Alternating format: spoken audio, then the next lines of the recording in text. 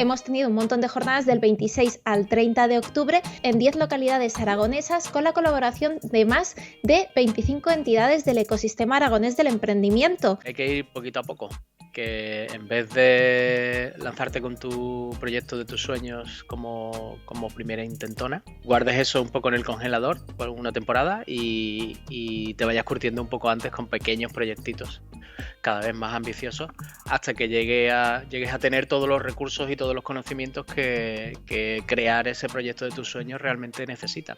Sobre todo, tened un plan y moveos constantemente, porque esto es un sector que va muy, muy rápido y tenéis que estar a la altura de seguir corriendo al lado de todo.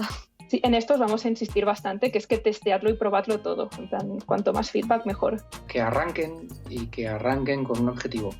Al final, las ideas per se no valen para nada, no tienen ningún valor, se tienen, se pierden, se olvidan, se plagian, se copian.